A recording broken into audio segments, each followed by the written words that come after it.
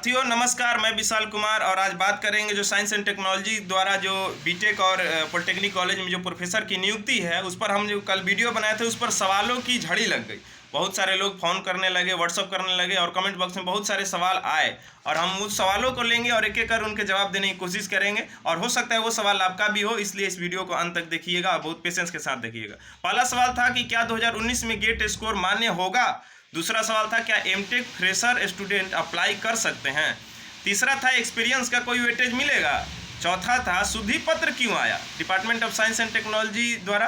पांचवा था कि गेट में क्वालिफाई होना जरूरी है अगर और छठा है बाहर से एमटेक किए हैं तो क्या अप्लाई कर सकते हैं बिना गेट स्कोर के।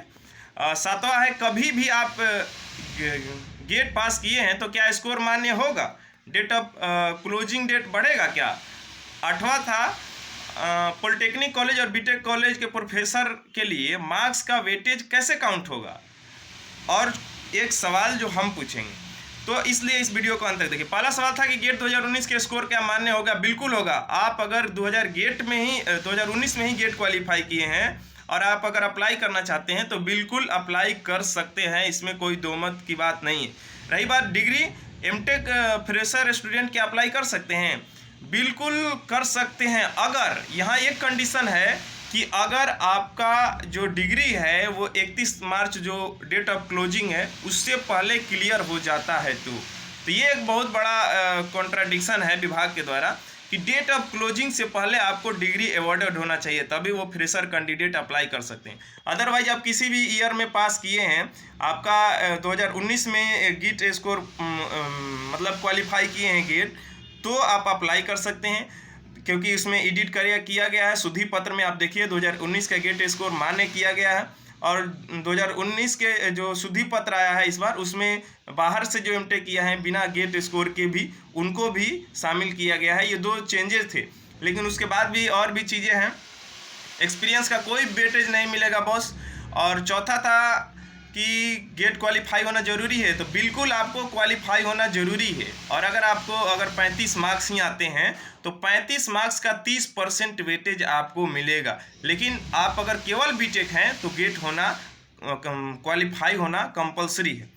और बाहर से एमटेक किए हैं तो बिल्कुल अप्लाई कर सकते हैं, आपको वेटेज मिलेगा, बिल्कुल मिलेगा। जैसे बीटेक का 25% हुआ, एमटेक का 10% हुआ, पीएचडी का, फिर गेट के स्कोर का।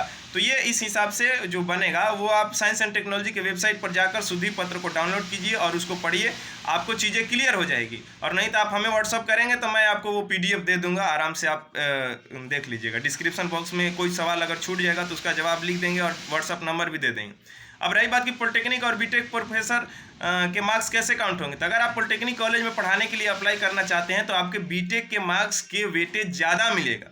और अगर आप बीटेक कॉलेज में असिस्टेंट प्रोफेसर के तौर पर अपनी सेवा देना चाहते हैं तो आपको एमटेक के मार्क्स का वेटेज ज़्यादा मिलेगा। यहाँ एक समझने की चीज़ है, इसलिए आपको देखना होगा कि आपको बीटेक का मार्क्स का वेटेज ज़्यादा मिलेगा और साथ ही साथ गेट क्वालिफाई होना चाहिए उसका वेटेज, तब आप पॉलिटेक्निक कॉलेज में बतौर प्रोफेसर अपनी सेवा की उम्मीद देख सकते हैं। और एमटेक के मार्क्स का परसेंटेज ज़्यादा होना चाहिए अगर आप असिस्टेंट प्रोफेसर बीटेक कॉलेज में जाना चाहते हैं तो। और उसके साथ साथ गेट के अगर स्कोर है तो 30% उसका वेटेज। अगर आप गेट के नहीं ऐसे ही एमटेक कर लिए हैं तो फिर आपको उसका वेटेज नहीं मिल पाएगा, लेकिन आप अप्लाई कर सकते हैं। दूसरी चीज़ कि क्या अगर बीटेक ही है तो एमटेक नहीं है तो आपको केवल गेट के स्कोर का वेटेज मिलेगा, लेकिन आप अप्लाई बिल्कुल कर सकते हैं। रही बात कि जो पूर्व में बहुत पुराने जो गेट क्वालिफाई हैं 2008 2009 तो वो भी अप्लाई कर सकते हैं। तो बिल्कुल आप किसी भी ईयर में गेट क्वालिफाई किए हों, गेट स्कोर आपका मान्य होगा और आप फॉर्म फिलअप कर सकते हैं। अब जो बड़ा सवाल उत्पन्न होगा वो एक ये जांच कैसे होगा कि 2009 में चूँकि डाटा तो ख़त्म हो चुका, 2009 में जो गेट क्वालिफाई किया 10 में गेट क्वालिफाई किया उसका स्कोर कार्ड सही है गलत है, ये कैसे वेरीफाई करेगा डिपार्टमेंट। तो हम बता दें कि बहुत बड़ा सवाल उत्पन्न होता है विभाग पर। इसके साथ साथ ये भी सवाल उत्पन्न होता है कि पीएच कैंडिडेट, महिला कैंडिडेट और जो आर्मी का कोटा होता है, इन सभी में बिना जाँच के कैंडिडेट भरे पड़े हैं और कोई विभाग के पास प्रॉपर क्राइटेरिया नहीं होता है कि पीएच कैंडिडेट को जांचे। वो ज़्यादा से ज़्यादा आपकी डिग्री को जांच सकता है और ये वेरिफिकेशन कर सकता है, लेकिन पीएच का पूरी तरह से वो बिल्कुल फेलुअर होता है। और बीपीएससी जैसी एग्ज़ाम में भी ज़बरदस्ती के बाहर के स्टूडेंट जो है गलत तरीके से पीएच कैंडिडेट अपना डॉक्टर से बनवा लेते हैं मेडिकल रिपोर्ट, और लंगड़ा कर जाकर बीपीएससी में देते हैं और आराम से वो जॉब कर रहे हैं। ये है, ये सच है, कड़वा सत्य है बिहार के लिए, और इसको बर्दाश्त करना चाहिए या फिर सरकार को इस पर एक्शन लेना चाहिए। पीएच कैंडिडेट और जो बाहर की महिला है वो महिला के कोटा में आकर फाइट कर रही है, ये एक बहुत बड़ी गंभीर समस्या है, लेकिन इस पर कोई विभाग या बिहार सरकार का सेंसिटिवनेस नहीं होता है, क्योंकि छात्र में सेंसिटिवनेस नहीं है और ना यूनिटी है। लोग एक दूसरे को गाली से फुर्सत मिलेगा तब ना। तो ये चीज़ें है कि डेट ऑफ क्लोजिंग से पहले आपका डिग्री अवॉर्डेड होना चाहिए, ये बहुत बड़ा चीज़ है। और 31 मार्च से पहले, अब ये है कि डेट ऑफ क्लोजिंग बढ़ेगा कि नहीं बढ़ेगा, तो दोस्त ये ना हमारे हाथ में है ना आपके हाथ में है। वो लोग जो बतौर प्रोफेसर किसी इंजीनियरिंग कॉलेज पॉलिटेक्निक कॉलेज में कार्यरत थे, अगर वो उच्च न्यायालय जाते हैं और उच्च न्यायालय स्टे लगाता है, तो obvious सी बात है कि इसका डेट ऑफ क्लोजिंग बढ़ेगा। तो डेट ऑफ क्लोजिंग बढ़ेगा तो हो सकता है आपका एमटेक फाइनल हो जाए, उसमें कोई दिक्कत नहीं है। लेकिन इसको कि बढ़ेगा ही नहीं बढ़ेगा, ये इस पर वाद विवाद की चीज़ है। लेकिन 31 मार्च डेट ऑफ क्लोजिंग डेट है, ये फिक्स। अगर कोर्ट इसमें हस्तक्षेप नहीं करता है तो यही वास्तविक चीज़ है।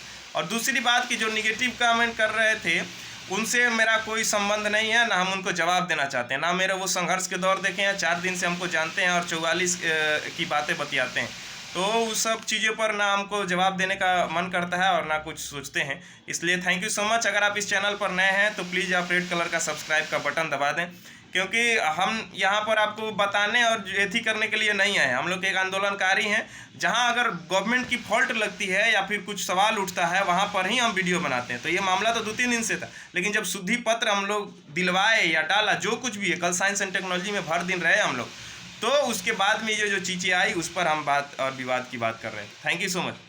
फिर भी कोई सवाल हो तो डिस्क्रिप्शन बॉक्स में पूछिए या हमें व्हाट्सअप कीजिए। अगर फुर्सत में रहते हैं तभी हम कॉल भी रिसीव कर सकते हैं या फिर व्हाट्सअप का जवाब भी दे सकते हैं। तो थोड़ा सा पेशेंस आपको भी रखना होता है, क्योंकि हम हर दिन या तो किसी हॉस्पिटल में होते हैं या किसी का पैसा माफ़ करा सकते हैं या फिर इधर उधर रहते हैं, तो हमको फुर्सत नहीं मिल पाता है। तो हम प्रॉपर जब रूम पर जाते हैं तभी ये वीडियो भी बन सकता है और तभी ये चीज़ें हो सकती है। तो आप थोड़ा पेशेंस रख के थोड़ा इंतज़ार किया कीजिए।